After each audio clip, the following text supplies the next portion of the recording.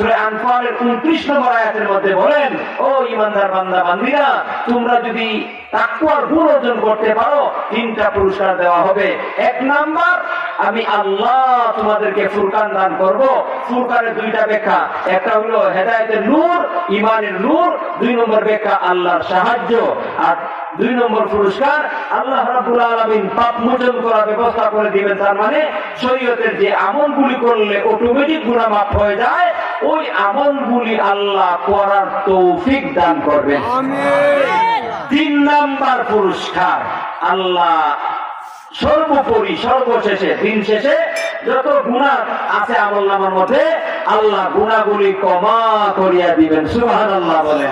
বুখারী শরীফ থেকে একটা ঘটনা বলি, আমার কথা শেষ করে দিব। ঘটনাটা আল্লাহর নবী বলেছেন, ঘটনাটা সত্য, বলবনি। তাকওয়ার গুণ অর্জনকারীদেরকে আল্লাহ ক্ষমা করে দিবেন। সূরা আনফালের 29 নম্বর আয়াতের 3 নম্বর পুরস্কার, বর্ণিত 3 নম্বর পুরস্কার, গুনাহ মাফ করবেন। আল্লাহ কিভাবে মুত্তাকিনদের জীবনে গুনাহ মাফ করিয়া দেয়, এর দৃষ্টান্ত স্বরূপ একটা বুখারীর ঘটনা বলি, কথা শেষ দিব। এখন ঘটনা বলি ইনশাআল্লাহ। আল্লাহ নবী বলেন, সাহাবায়ে কেরামদেরকে নিয়ে বলেন, ও আমার সাহাবীরা, পূর্বের জমানার মধ্যে একজন ব্যক্তি ছিল, অনেক ধন সম্পদের মালিক, আল্লাহ তাকে কোটি কোটি সম্পদ দান করেছিলেন। কিন্তু দুর্ভাগ্য, ওই ব্যক্তি এত সম্পদ পাওয়ার পরও আল্লাহর কৃতজ্ঞতা প্রকাশ করা দরকার ছিল, আল্লাহর হুকুম মোতাবেক চলার দরকার ছিল।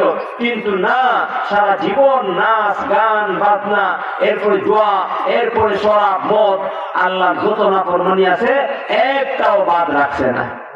আল্লাহর হুকুম মানে নাই, আল্লাহর সব নাফরমানি করিয়া যখন মৃত্যুর সায়নে বিদ্ধ হয়ে গেছে, একই হয়ে গেছে যে আর বাঁচবে না, তখন তার সন্তানদেরকে দায়িত্বে আনছে কাছে, আনার পরে বলতেছে, বাবা রে, আমি তোমাদের কেমন পিতা? সন্তানরা বলতেছে, আপনি আমাদের আদর্শবান পিতা। আচ্ছা বলেন, বাবা যদি সুর হয় আর সন্তানরা যদি জিজ্ঞেস করে সুর বাবায়, আমার বাবা সন্তানরা আমি কেমন বাবা? আচ্ছা, এই সন্তানরাই বলবো নাকি যে আপনি সুর? কি বলেন? আরে সুর হবো বাবা, আপনি তো আমাদের আদর্শবান পিতা, ঠিক না? ওই ওই ভদ্রলোক যখন সন্তানদেরকে জিজ্ঞেস করছে, তখন সন্তানরা জবাব দিছে যে আপনি আমাদের আদর্শবান পিতা। বাইরে আমার এবার দেখা যায় ওই আল্লাহর পাপিষ্ঠ বান্দা সন্তানদেরকে লক্ষ্য করে বলে, ওরে আল্লাহর বান্দারা, ওরে আমার সন্তানরা, তোমাদের নিকটে যদি আমি আদর্শবান পিতা, কিন্তু আমি আমার আল্লাহর কাছে সম্মানিত না, আল্লাহর কাছে আমার কোনো দাম নাই, কারণ